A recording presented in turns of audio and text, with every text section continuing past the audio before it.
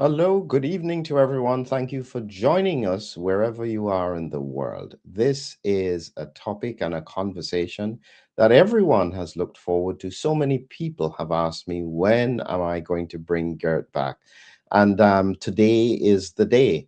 And what I want you to do, because some people may never have heard about Gert, and so what I'm hoping for today is that we want to get the voice and the message out about what Garrett is talking about and where his predictions have been and what he is thinking at this point.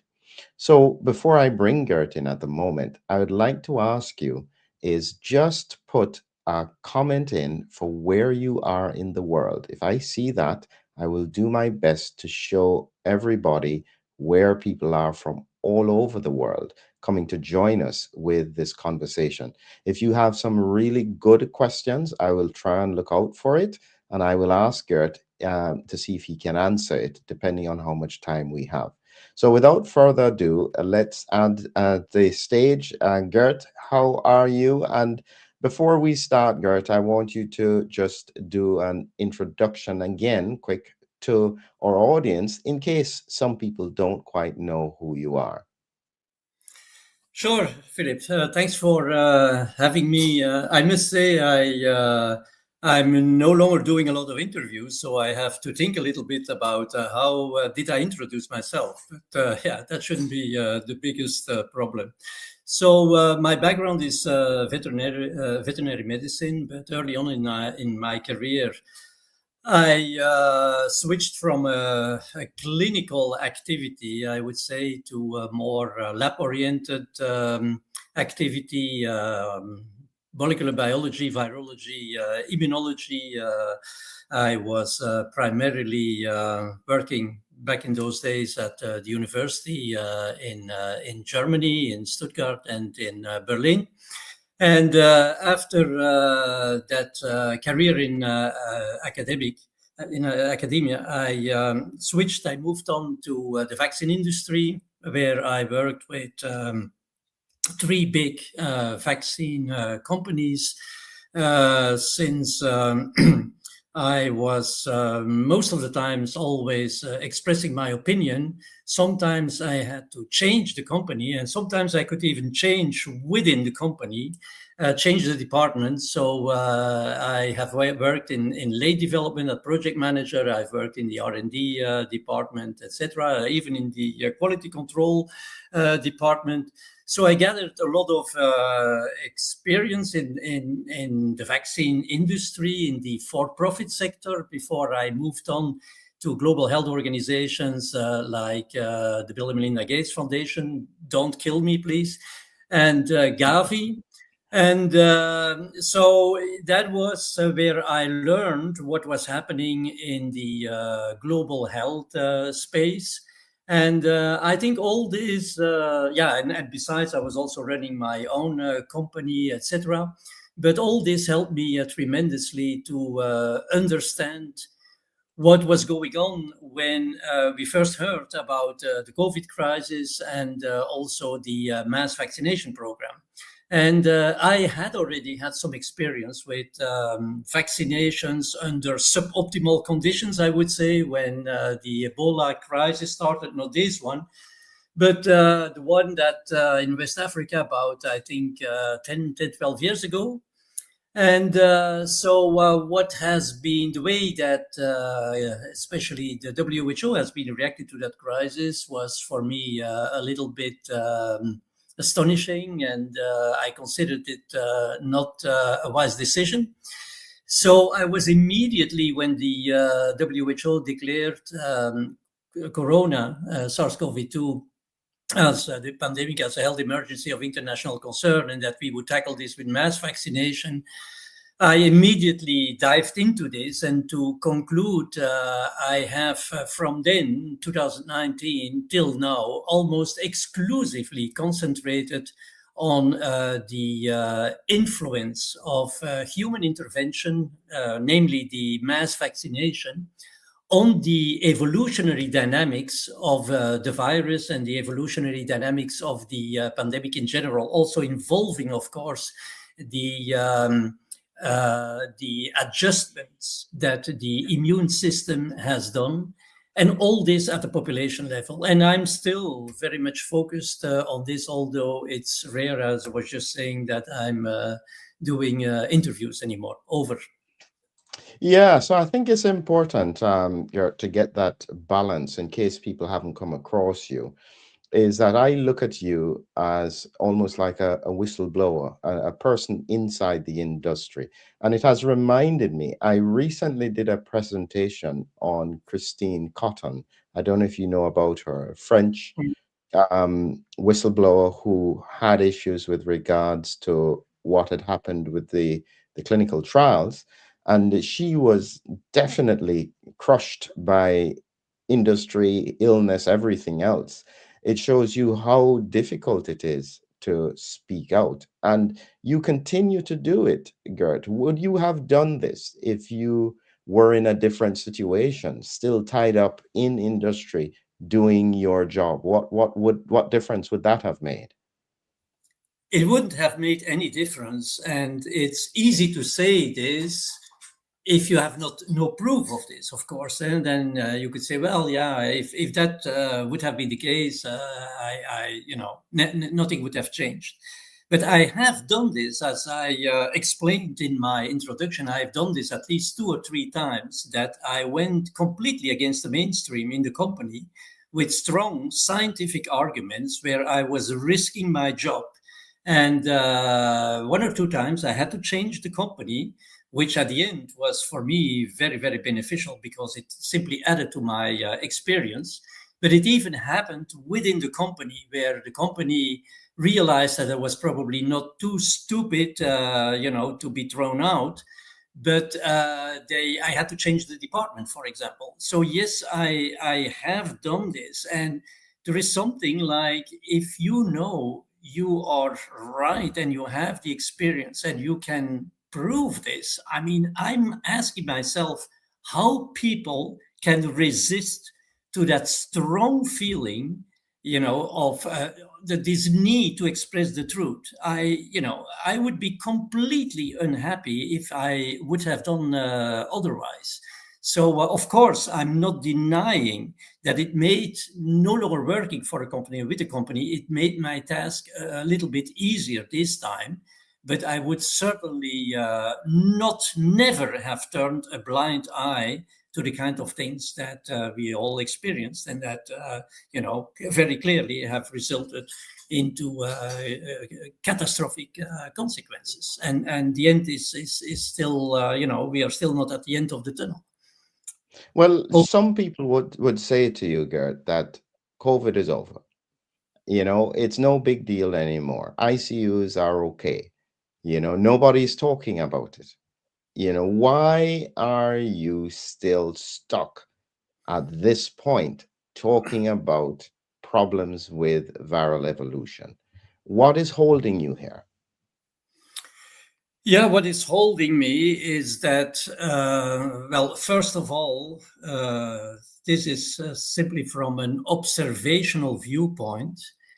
When you have a pandemic or an epidemic, you have basically 2 phases. You have a phase where the virus is winning.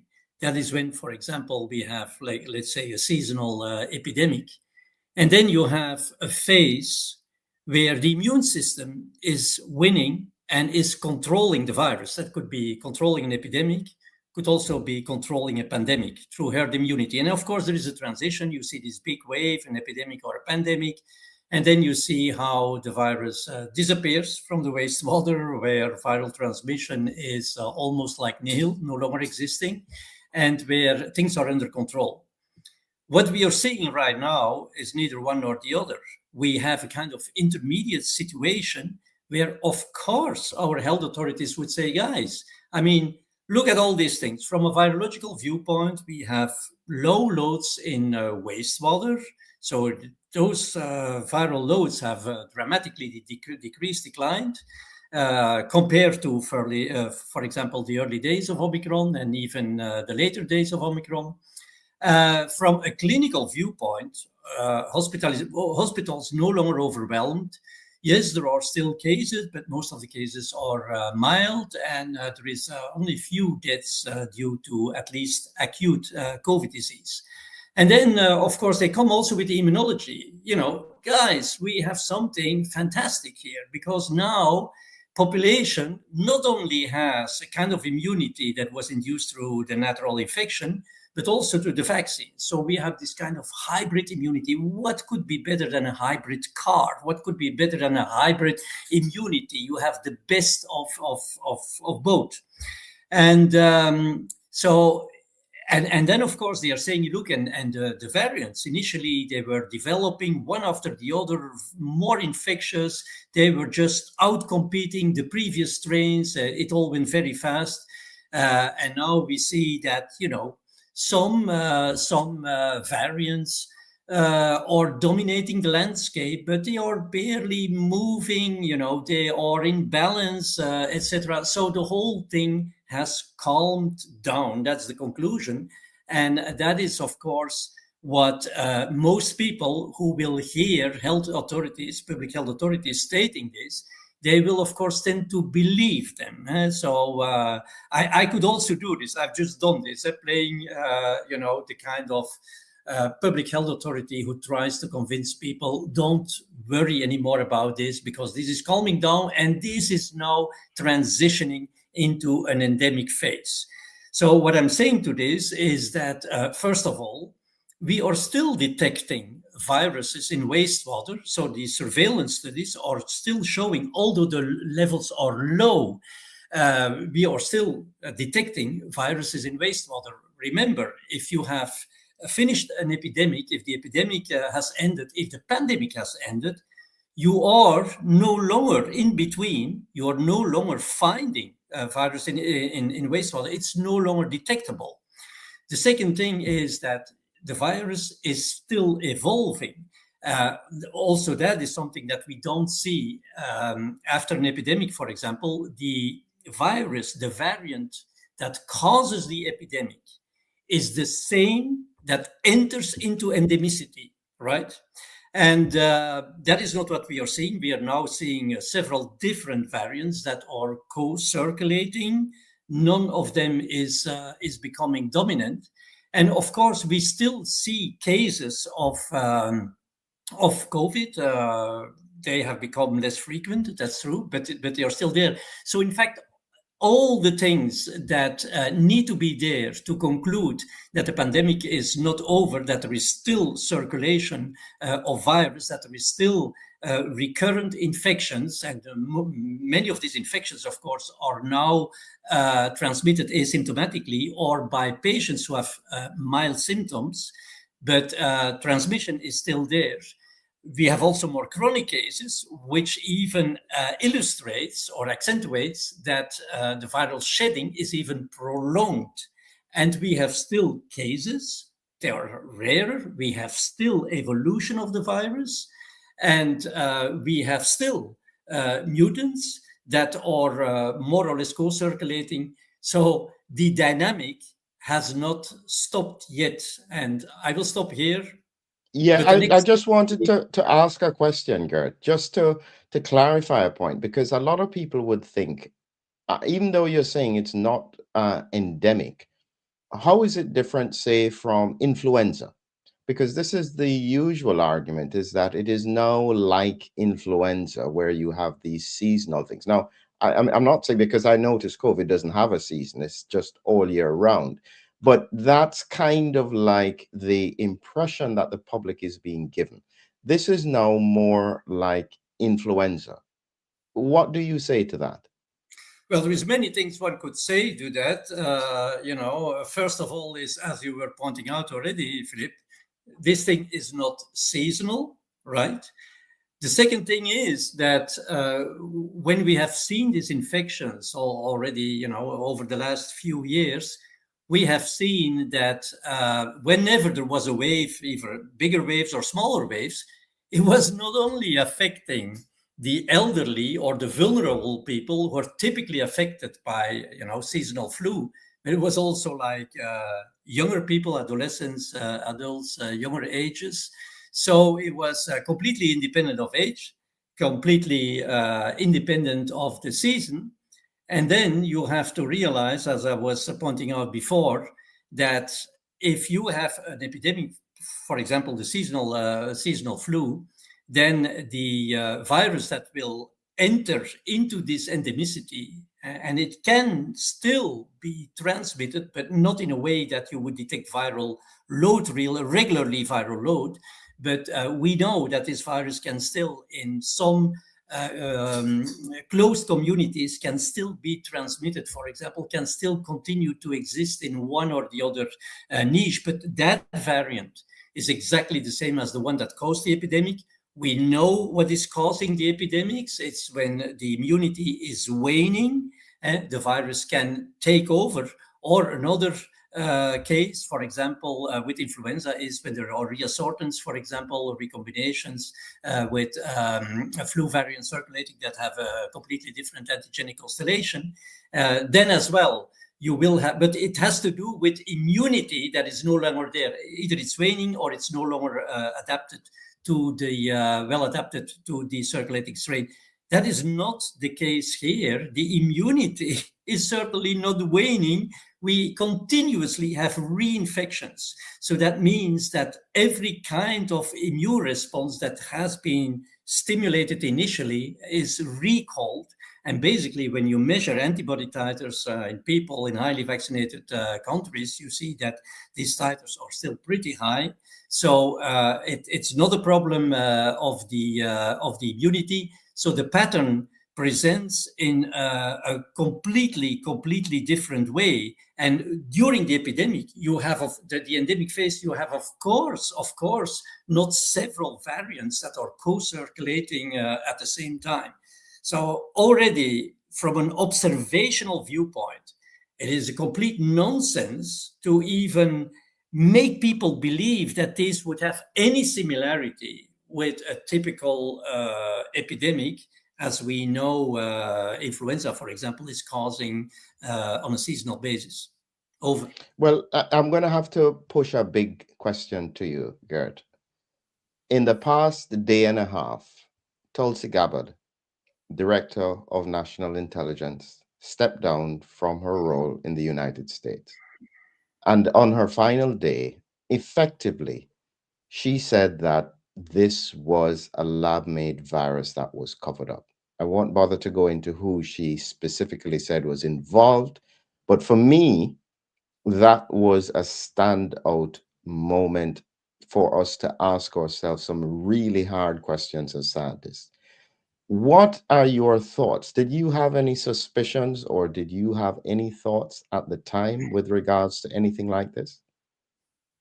Well, at the beginning, I've been so concentrated on first, taking care of a situation that was completely out of control at the beginning, taking care of a situation or trying to prevent an intervention that would, get things out of control, namely the mass vaccination. So I've not bothered that much at the beginning. But of course, since this has been in the news, this has been a topic on social media, this has been discussed at the highest level, governmental level, all kinds of committees, etc. I started, of course, thinking about, and I have also read some chapters or some books on the origin of SARS-CoV-2. But finally, I ended up with an argument that is not biased at all, not by anything I've read, not by anything that has been told or written down, but which is purely scientific. And that is that when a virus adapts to a new host, for example, influenza, and there is, of course, other examples, very often it adapts, through a protein, through a part of the protein that is really responsible for the infectiousness and that is going to ensure that it is infectious in that new species. And that is, for example, a change in the hemagglutinin. And this could have been a dramatic change in the spike protein. Initially, that was not the case. So what we saw also was something that was infectious, but it was not like very infectious in a sense that many people, even though, at the beginning, of course, there was no vaccination, and some public health organizations or public health authorities were watching what was happening, for example, in Sweden, hoping that herd immunity would develop. And it didn't really develop. And so we saw that the spread was pretty low. And that made me think that this story about the furin cleavage site, which can, enhance infection, but is not like a guarantee for an obligatory infection, that this would have made the virus infectious enough to replicate or to invade in some to invade the cells, the host cells of some people, but not necessarily everybody that got exposed.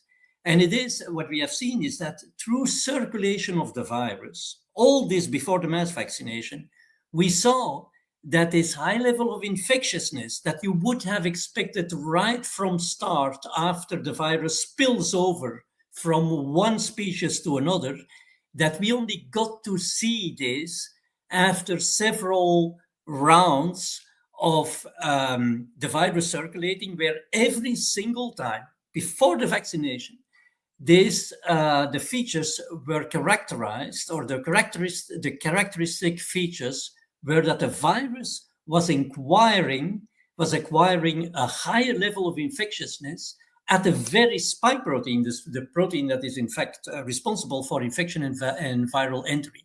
So that the virus needed all this, basically at least 1 year, to reach a level of infectiousness that you would have expected right from start after a natural spillover from, for example, an animal reservoir to humans. That made me think that this thing with the furin cleavage site, regardless of all kinds of opinion, was pretty plausible.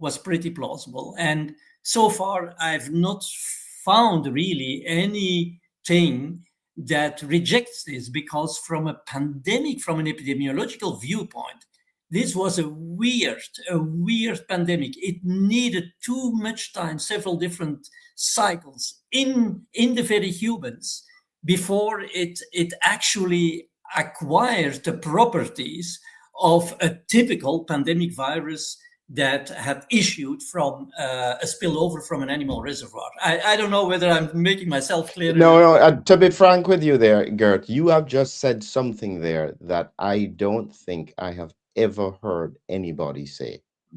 And it is most profound. It is what you just said there. I'm going to clip this out because it was so profound that, as you said, normally it should be most infectious at the start and then get less infectious. But this virus took a year, actually a little longer with Omicron, to become even more infectious, which was completely opposite to what you would expect. I think that is extremely good response. So wonderful. But it brings us now to the other part that a lot of people are forgetting, and they are saying, effectively, you spoke about this transition where a lot of people will die because of the virus becoming far more dangerous.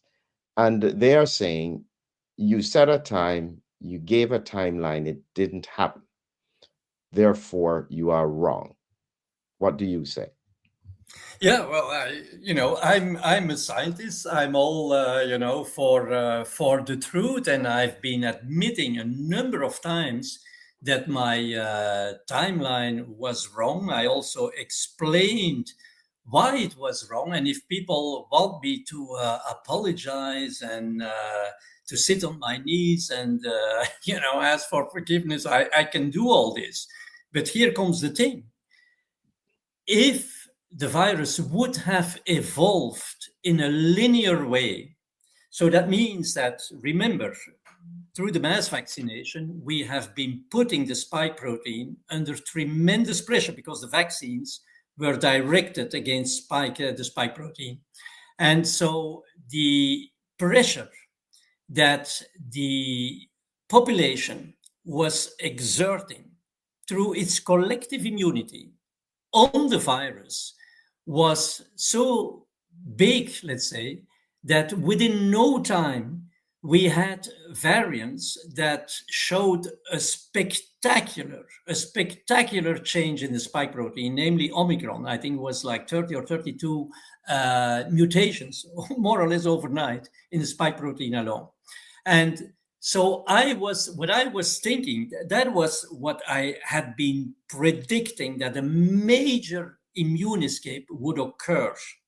What I didn't realize at that point, and this was unprecedented, was that this would not be the final or the death sentence for the population, because what that did, despite the fact that it caused vaccine breakthrough infections, so people were vaccinated and the infection went simply through the immune system. So the vaccine breakthrough infections were not causing death because mechanisms have been activated, compensatory mechanisms of the immune system, which that far were unknown to me and many others, I think almost like everybody. And that was what I've been dealing with in detail in my book and in several different manuscripts that I wrote, the immune refocusing. So the virus was in fact interacting now with the immune system in a way that the immune system recognized other sides of the virus, other antigens that would also provide a protective immune response and prevent vaccine breakthrough infections from having lethal consequences. And those immune responses were, of course, they were more directed towards conserved epitopes that are less antigenic, so the immune response was more lousy. Hence, after several breakthrough infections, cellular immunity had to come in, etc., etc. But the bottom line is that through these compensatory mechanisms induced by this phenomenon, immune refocusing, due to the vaccine breakthrough infections initiated by Omicron, we got continued protection against severe disease, and even to some extent against disease. And that was something that I had not been taken into account. But of course, the evolution has not stopped. So my initial, even if the timeline was wrong, my initial hypothesis that this will finally lead to a situation where the virus can no longer adapt to this immune pressure unless it goes through a major transition that will make it completely independent of this immune pressure, replicate regardless of this immune pressure, make it completely independent, and that this will basically blow completely through the immune system, even through the responses that were initiated later on, cell-mediated immune responses that after the Omicron vaccine breakthrough infections for a long time have provided at least protection against disease. Over. I think, Gert, because I've been following this for a long time. I did a whole presentation about a year ago on Hivicron and looked at it from a slightly different angle, which is the same thing you were predicted. Here is what I'm thinking about now, because from a clinical point of view, I am seeing still a lot of circulation of the virus. It's just that it doesn't look typical. A lot of people have really mild symptoms they perceive. They have headache, fatigue seems to be a really big part. But then what happens is that they have major health complications a few weeks later. So they don't connect the two, neither the patients nor the doctors. So what I suspect may be happening here is that your prediction is right. But because of what this virus is doing, it is literally knocking out the immune system very slowly until the person reaches a point where they become the Hivicron, if that makes sense, because they can no longer respond with T cells, with antibodies. Their immune system is completely neutralized. And those are the people who then have that kind of presentation. What's interesting is that the presentation is happening, and we would tend to just call it a chest infection or sepsis. But we don't fully know exactly what caused the patient to die. At the moment, the numbers seem small, but based on your prediction that over time, because of ongoing circulation, it is just taking the immune system weaker and weaker broadly across the population, those numbers are going to rapidly escalate. That's when people will realize what you are talking about. But the truth would be, it would be too late because you can't rebuild their immune systems. Yeah, Philip, I follow your reasoning, and I know that you are more inclined to believe that it will, in the end, be in fact the escalation of a chronic process that will probably take out a number of people. But, I think people underestimate the, the still powerful influence, control even, of the immune system on the virus. I'm very often hearing that people are saying, yeah, the immune system is exhausted, and it has no longer the power to control this virus. Remember, the viruses that are circulating right now are the most transmissible viruses we have ever seen in this whole pandemic.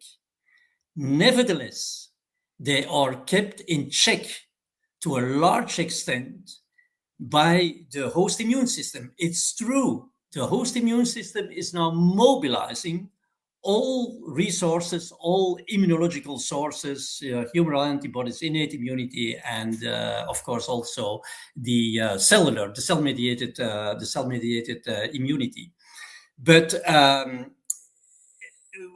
it is still what it is. It is suboptimal. It is suboptimal. So it is still capable of limiting the symptoms of acute COVID, make them mild, make them asymptomatic.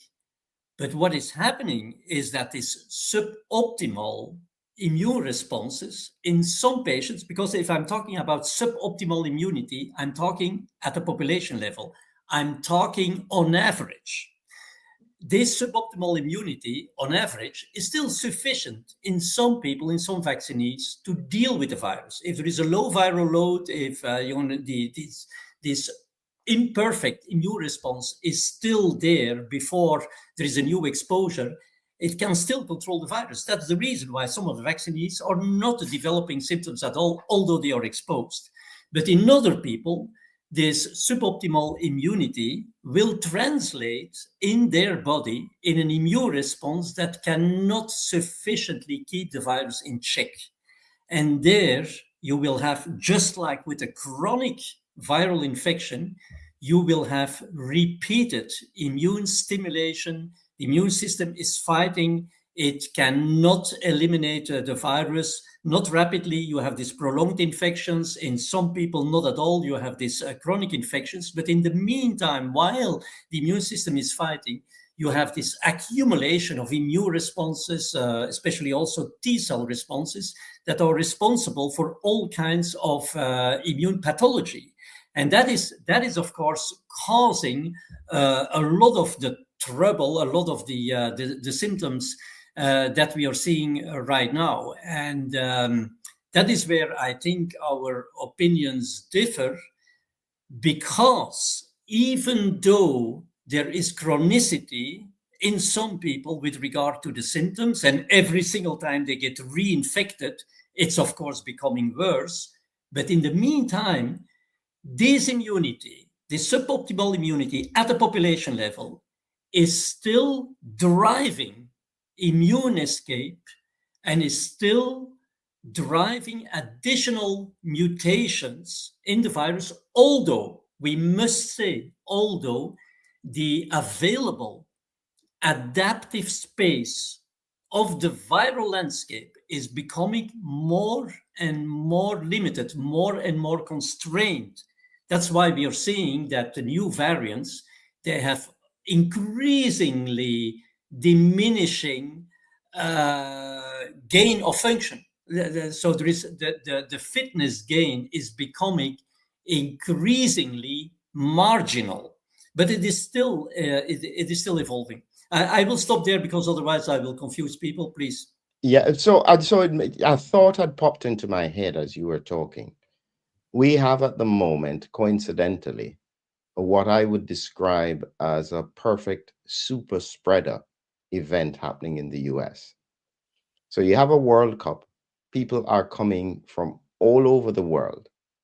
We know virus is still circulating. So almost certainly there is going to be a surge in circulation at this time related to the World Cup. If Are you suggesting that the current virus that is circulating, I think it's the BA 3.2.2.2, is probably not evasive enough and it would need some other variant that would get completely past the immune system in order to present in the way you're thinking? What would you anticipate? What I anticipate, or what we see, in fact, is that there are, we don't call them anymore variants. These are variant families of variants, like, the BA 3.2 and like the NB 18881, I think, and XFG. These are variant families, and they are co-circulating. But what we are seeing is that there is, for example, BA 3.2, despite major mutations, even more spectacular than Omicron, it is not able to gain a competitive advantage. Despite all these mutations, we also see that in other variants that are circulating, the additional mutations that are incorporated, they converge, in fact, they converge to the same function. So they will, despite the fact that from a genotypic viewpoint, they're completely different. They have similarity with regard to the function, for example, enhancing transmission, for example, enhancing viral replication, etc. So the fact that different variants are now incorporating similar, we call this phenotypic functions, that BA 3.2, for example, a very divergent mutant that all of a sudden started to co-circulate, major mutations, is not even capable of being the winner. It is just simply competing with other circulating variants. This clearly demonstrates that we are achieving a kind of evolutionary bottleneck where, despite the huge pressure that the population is still exerting on the virus, the additional mutations, the additional fitness that can be acquired by these additional mutations has become very marginal. So we are at a point where the adaptive capacity of the virus, despite a high immune pressure, has come somewhere, well, to an end, or somewhere to a situation where the virus needs to do something else to continue to propagate. So in other words, it's not any of these variants that are going to cause what I'm predicting. They are simply early warning signs that, or late warning signs even, that we have come to a stage where we are now reaching an evolutionary bottleneck where the increase in fitness of the selected variants, which at the beginning of the pandemic was huge every single time we had a new variant, was a spectacular increase in infectiousness. It's now leveling off. And that is creating, of course, a lot of tension because you have all this immune pressure and you have barely any gain in fitness. And there the question comes, is there any mutation? Is there any variant that can relieve this tension in a way that is much more efficient than what is currently happening? Because what's currently happening is a huge effort. For example, BA 3.2, which is having all this mutation. What a big investment. And the return in terms of transmission enhancing capability is very, very limited. So is there any variant that can be much more efficient to ensure the continuation, the continued replication of the virus than what the current circulating folks are doing, which is completely inefficient? And the question is such a variant, is that plausible? And, as we discussed before the interview, already 4 years ago, I have shown how sugar changes on the envelope of the virus could put the virus in a situation that with much less energy, it could get rid of all this immune pressure, and it could simply subvert the whole immune system in a way that it would easily, and because would be an easy solution. The solutions like BA 3.1 and all the others are not easy solutions. They're full of mutations and they have barely any competitive advantage. An easy solution is possible through changes in the glycosylation profile. Over. Wonderful. Yeah. So one of the points that came up in the chat that I thought I'd share with you, I'm going to take off the conspiracy bits, but there is a critical question here that was asked by Osodit. Ebola is getting a lot of attention. And so if we did see a transition of some kind of viral illness that started to occur around now, would it be that public health would take the opportunity to blame this on Ebola or Hanta rather than acknowledging the point about this pressure on the COVID variants? Any thoughts on that? Well, no, I mean, Ebola is never, the problem we are talking about here is typically a problem of highly COVID-19 vaccinated countries. It is typically a problem of industrialized countries, if you like. I mean, Ebola will never, ever, disseminate or never, ever spread in countries like ours. I mean, I don't even know what else I can respond to this. If this would be a similar virus that is spreading in a similar way in populations that are also, have some similarity in terms of their demographics, geographics, etc. Then you could say, okay, there is could maybe some confusion, but here we are talking about two completely different worlds. The target population, completely different. The conditions of transmission, completely different. The virus, completely different.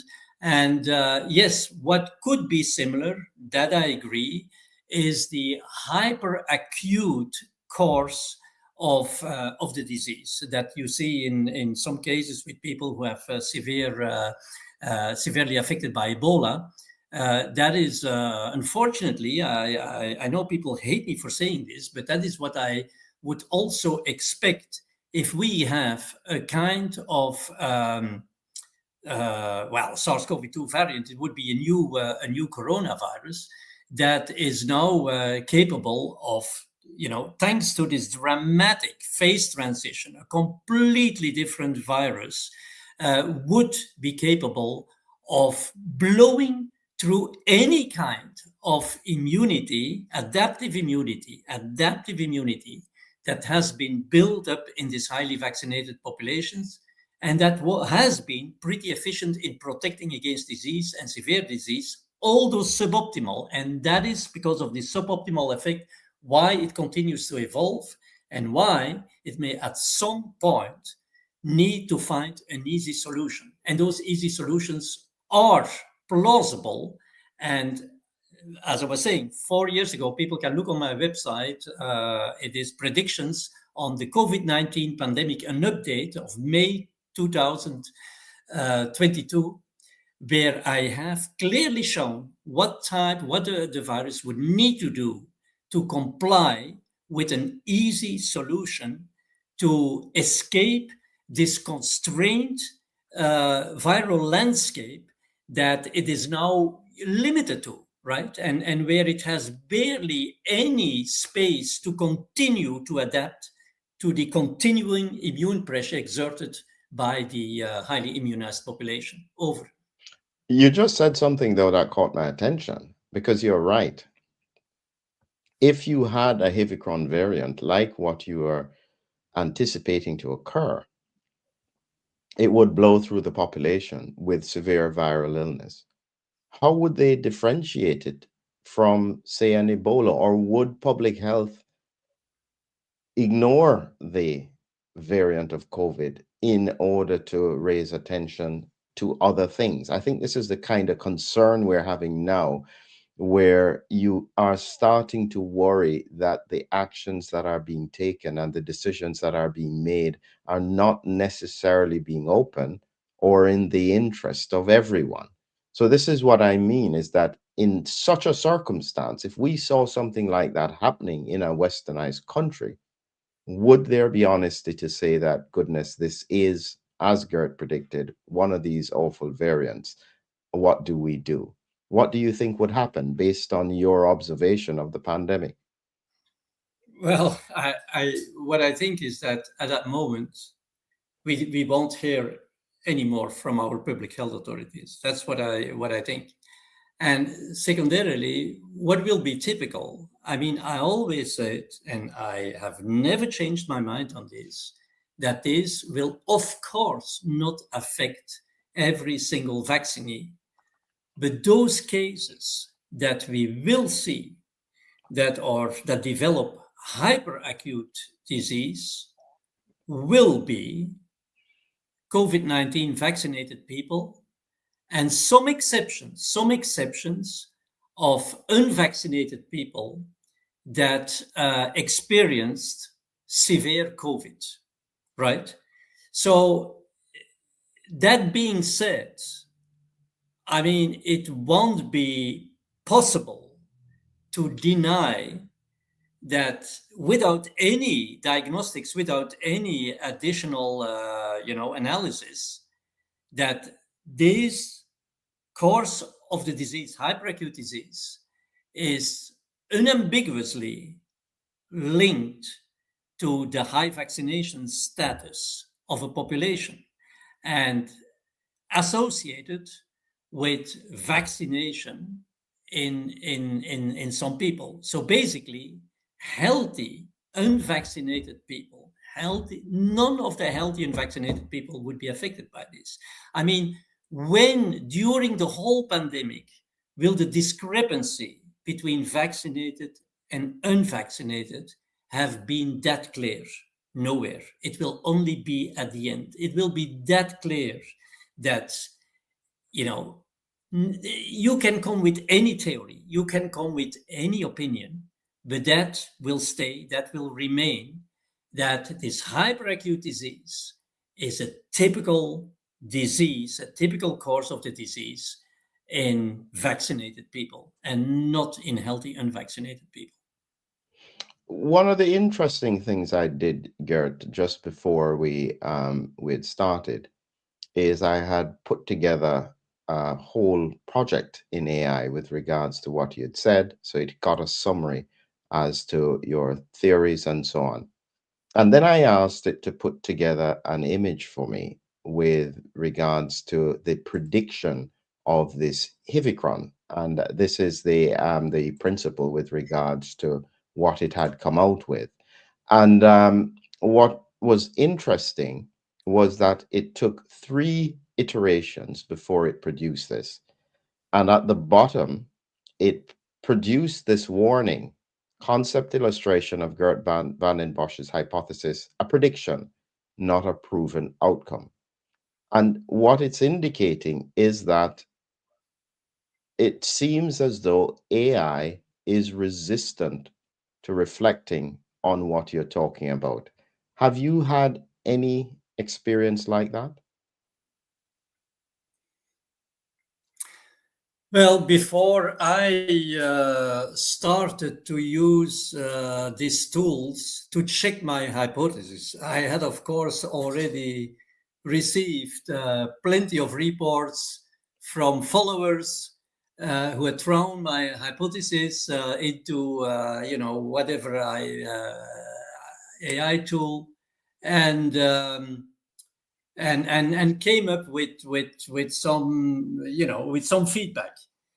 Um, so what I did was, and I think everyone who is using on a regular basis AI to respond to some complex or sophisticated questions, is that this it's only useful. It's only useful if you challenge it, and in order to be able to challenge it, because the first time that I entered a simple question, could the mass vaccination, for example, drive immune escape in a way that finally things get out of control and a hypervirulent variant would emerge.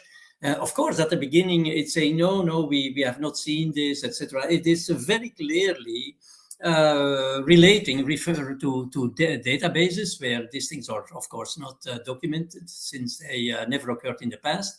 But then what I found amazing was that after a full day of challenging it with scientific arguments, with immunology, with virology, where it was very often giving me very extensive answers, and I replied, and at the end of the day, it was telling me that my hypothesis, although these things have not been proven since they have never occurred before, was highly plausible.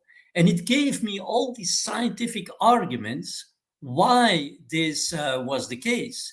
I mean, I didn't need this really, but I was nevertheless surprised of one thing which I had not expected. I naively thought that AI would simply tap into databases and compare my statements to what has been described before or to some analogies and interfere from those analogies, etc. I found out that AI is, regardless of the information, in the documented information it can tap into right away, that it is completely able of making, logical reasoning, regardless maybe of, some documented databases. So that was at least, because that was at least what I found. Is this the process? Is this real? I don't know. But there were a number of logical reasonings that it was coming up with, or that it was confirming, where I knew this has not been documented, because if it had been documented, I would be aware, because I'm still focusing on literature that concerns the topic I'm studying very specifically. So that was very surprising to me, because I didn't want to use AI as, supporters for my theory, or even as help, as an assistant. But now sometimes I'm doing it simply because it can phrase things in such a concise and accurate way that I cannot do it. It is, it is similar, but it is way better. So it's an amazing tool. I think it's an amazing tool, and I'm saying this regardless of it telling me, after one day of educating it on what I really want to say, that it was saying, okay, this is really highly plausible, because then it was even coming up with additional arguments why it was so plausible, right? So, an amazing experience, I must say. Wonderful. So now, Gert, as we're coming to a close here, we're about at the hour mark. I want you to think carefully now about simplifying the concept as to what would need to happen, sadly, even if it's frightening, for your prediction to be pretty clear that this is when it's happening. What do you think, based on the immunology, and remember you're talking now to a lay audience, how would they know that this is likely to be a transition point and this is pretty serious? Well, first of all, when it happens, nobody will miss it. It will be, as I always said, it will be very fast. It could start in whatever country, but I would say almost contrary to the situation with Omicron, it will be generated, the Omicron phenomenon will be generated in a highly COVID-19 vaccinated country. It will not be some thing that dwells around in Africa and that then comes to our countries. It will be generated. It will be selected. That's the right word. It will be selected in a highly COVID-19 vaccinated country. It will then, because what we already see right now is that in all these highly COVID-19 vaccinated countries, more or less the similar evolutions are occurring. Situation, what we said at the beginning, why public health authorities say this thing is now becoming endemic because viral load is, clinical symptoms this, no longer severe cases, etc., etc. This is almost like in all these highly vaccinated countries the case. So that means when it starts somewhere in one or the other country, of course, what will happen is that public health authorities and government leaders, they will immediately close the borders, which won't help, of course. But as the situation in all of the highly vaccinated countries with regard to the status of this equilibrium between the virus and the immunity of the population is similar. When it starts in one or the other country, it's like the other countries will already be prepared, and it will immediately also start in the other countries.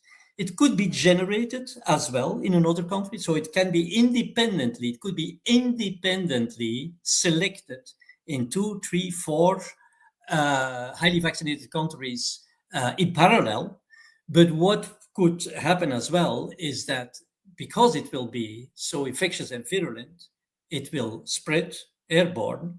And when it comes into, to a population that is susceptible, as I was saying, it will there immediately fire off as well. So that will be a massive event that nobody can miss this. And of course, again, people will say I'm a drama queen, etc. But you have to realize that what public health authorities are now telling us that this is kind of like a stable situation. Philip, to make it clear to lay people, you can compare this literally with the war in Ukraine, where, Ukrainians and the Russians are fighting, and we have the impression that not much is changing because the front line is almost like staying the same. Okay, there are some changes. It's almost staying the same. And we are thinking this is a kind of stable situation. But in fact, this reflects an incredible instability because on both sides, huge energy is invested into maintaining this vulnerable equilibrium. And that is something, this kind of like, how should I call it, stalemate situation cannot go on forever. We see in biology, we see in general, in physics, etc., that these prolonged stalemate situations, they cannot continue forever to evolve. And that is also, that it is like this is because just like with the immune system and the virus, when, for example, the immune system is chasing a little bit more the virus. Okay, the virus is going to adapt and will again escape the immune system. So both systems are continuously adapting. And that is why we have the impression this is like a stable thing. It's not stable at all. A stable situation is when one of both wins. Then you have a stable situation. And who will be the winner? Well, the winner will be, of course, the one that has the most flexibility, that can bring most easy solutions to the table. For example, like one of these enemies has, for example, a nuclear weapon. It's a completely different ball game. This is no longer like fighting with conventional weapons or with drones, and you adapt your drone or you adapt your weapon arsenal to the weapon arsenal of the other, and you have this continuous adaptation. If one comes with a weapon that completely changes the paradigm, that completely breaks all the rules, this one will win. Well, which one will win between the virus and the immune system? I mean, the virus puts a new generation on the globe every 12 hours. I mean, it can choose, amongst an amazing arsenal spectrum of, easy solutions. It just needs to select the one that can survive and thrive in that particular environment. So it will be, the winner will be the virus. But don't be mistaken, please, people, don't be mistaken that we are facing a stable situation. That's what we call in physics metastable. It gives the illusion of being stable, but it is a profoundly unstable situation, dynamic instability. That's what we call it. You compare this with a water tap, and you let the water flow into a bucket with a big hole. Of course, the water level will descend and it will stay somewhere. And as long as you have the hole at the same diameter, more or less, and the water flow is the same, you will keep this level. But you see the water flowing, you see the virus spreading. This is not a stable situation. It's metastable, and it can change anytime. And that is the reason why we see these fluctuations in the variants. It suffices a very small, even an environmental change somewhere, even an increase in temperature in some country, and you see already a difference in the proportion of the three different variant families that are currently co-circulating. So all this is illustrating the instability and should be a warning sign to our global health authorities that we are coming close to a tipping point. Over. Wow. I think that I was just listening to that and reflecting carefully. And I think your analogy there, Ukraine, Russia, I thought was absolutely brilliant in the sense that at some point, somebody has to win. And you are right. I cannot see if the immune system has not yet addressed the virus after 6 years of circulation, then the winner is not the immune system. And so you are right in that sense. The question is, when does the virus completely evade it? And the more I think about it, the more I think to myself that we are having a perfect super spreader event in the US. I think that this is where you have a merging of every single variant from every part of the world mixed together in one pot. And Yeah. if there is something that will come out of it, this could be it. Well, there, Philip, I'm not sure I agree, because think about it. What is now going to drive this phase transition is when the virus has an even more difficult time. It has already a difficult time. It's put under immune pressure on one hand side, and on the other hand, as I just said, the adaptive space of the virus, of the viral landscape, where it can bring new options, is getting exhausted. So many mutations have already taken place. On top, the mutations that are now added are inducing functional and structural constraints in the spike protein, what is impacting negatively on its fitness. So the number of options for the virus to escape the immune pressure is becoming increasingly limited. So any environmental factor that is now going to diminish the transmission, for example, during summer, increase of temperature, could be sufficient to trigger the phase transition I'm talking about. The more you spread, the more people are going to mix up and high densities of people and watch the World Cup and whatever, the slower, the more it is going to be delayed. The nicest example is that, yet you may have seen this. I mean, this is on social media all the time, how now BA 3.2 is spreading in children. Primarily children are affected. That is where the virus still, BA 3.2, has a high prevalence in children. That is where this strain still finds a small niche in the population where it can still better transmit. I've discussed the reasons for that in the Substack. I'm not going to dwell on this any longer, but you see a small demographic change or a particular subgroup of the population is now already allowing BA 3.2 that is having difficulties to transmit to give it the privilege of transmitting in that particular group. But young children, etc., they will of course build immunity, and that privilege of BA 3.2 in the pediatric population will be gone. So that means that there the transmission of BA 3.2 will be diminished, and that will be an extra difficulty. We see that the viral load is already very low.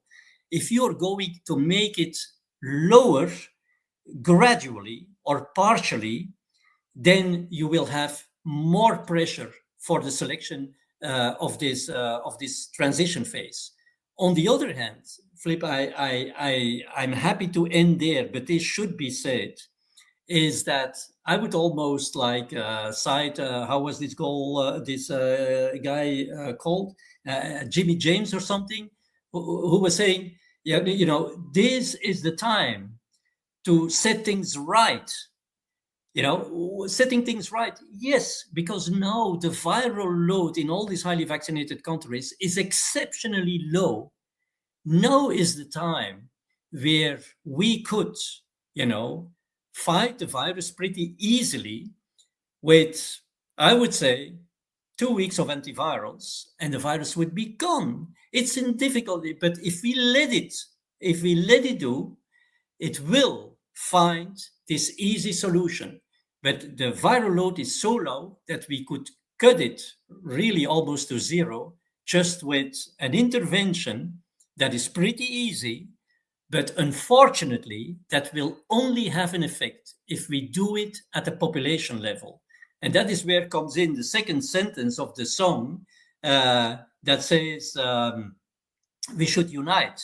This is the time we should unite, because there needs to be some kind of solidarity to do this, right? And there needs to be, of course, this political will to do this. But if we don't do it now, it's the best time to set things right, to do it. We will miss that opportunity forever. It's really the final stage where we could do it, but it needs to be done at the population level, because the whole viral evolutionary dynamics are not, determined by an individual.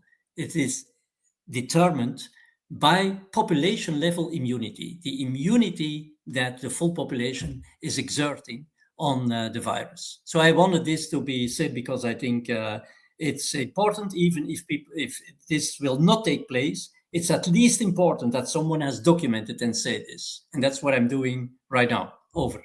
Wonderful, wonderful. Yeah, I take your point. I think we had discussed that. I was just mentioned to the audience before we close that we had discussed the fact that when I was looking back at the Dr. Zelenko protocol that he used in 2020. At the time, he had used hydroxychloroquine, and that was what was thought was the target. So when they tested it, they didn't find a significant benefit, and they've been arguing about it for 6 years. But they missed a critical thing that he said, which is that he combined it with zinc ionophore, which helps the zinc to get intracellular, and therefore The um, it, hydroxychloroquine, I mean, to get it yes, into. hydroxychloroquine with zinc gets intracellularly, and it will then bind to RNA polymerase and Mm. prevent it being effective at replicating new viral particles. That is well documented in science, and so it's an example, and it doesn't have to be hydroxychloroquine if people are concerned. It's any zinc ionophore would work in a similar way with zinc to therefore do that. That's an example at a population level that you could do something. But you're right, is there doesn't seem to be the will, because it would also have to acknowledge that there are still issues, which I don't think any public health wants to do. And so we are now locked in this situation where it's not a matter of if, and I think I've got that point, but when. Yeah. When will the evolution get beyond the immune system? Because we are in a dynamic, unstable situation. And at some point, somebody has to win. And sadly, it won't be the immune system. Yeah. Yeah, I'm not going to say that I think we are coming dangerously close. I've said this a number of times, but now with the viral load being that low, seeing all this variability and this shifting proportions between the variants, nobody knows who who will dominate, and some of them is increasing. The prevalence is increasing, and then it declines again, and then it comes back, and see this imbalance because the easy solutions are gone, and the virus is there, needs to further transmit, and it has options. It has easy options, and those can be described. And virologists can read what I wrote about is oocyte glycosylation, how it could do both. It could enhance the infection of the virus, and it could, in fact, circumvent. It could sideline the adaptive immune responses that have now been initiated in so many vaccines, and which are different from the immune responses initiated by non-vaccinated people. So I the only thing I will still unveil. It's a risky thing to do, but I will keep my word. I will keep my word. It's more prudent not to predict a timeline, but I can, with some caution, but firmly say that I will definitively stop my follow-up by the end of this year, which I always said I will not give up as long as this thing is burning, right? But I prefer to say that way how I see the upcoming evolution of this pandemic, which is not which has not ended, but which is simply continuing under the water surface. But yeah, I will stop everything, all my activities with regard to SARS-CoV-2 by the end of this year, or if needed, earlier, of course. So that is a statement that is official now, and I even didn't tell it to my partner. So with this, she will learn it as well. Wow, wonderful. Well, thank you for all you have done, Gert. And it is, I know the feeling. It is very tiring to do the ongoing research and to keep on looking and studying. Yeah, Um, at the end of the day, though, I think the only thing that I would say is that just remember that if and when this occurs, people do need to hear from someone who actually really understands what is happening, why it's happening, and potentially what can be done about it. And the truth is that there are not many people like you in the world, Gert. And so, yes, I do understand that, and I understand the fatigue. But I There's no wouldn't. fatigue. There's no Huh? fatigue. And I will only proactively, I will stop to be proactive. Of course, if I can be of any help anytime thereafter, of course, I will always say yes. But proactively, I will stop my follow up by the end of the year. And it's not with fatigue, it has to do somewhere with my conviction. But yeah, a conviction is not a prediction, right? Over. Excellent, excellent. Well, thank you again, Gert. And I know that all the people who are with us, thank you for all the comments. I didn't get through showing where everybody was in the world, but there are people watching from literally all parts of the world. So we all appreciate you, Gert, and we look forward. I'm going to try and keep up with you so that we keep those updates before you stop speaking. So thanks again, Gert, and have a wonderful evening. Okay. Thank you. Thank you, Philip. All the best to you as well. Bye. Okay, then.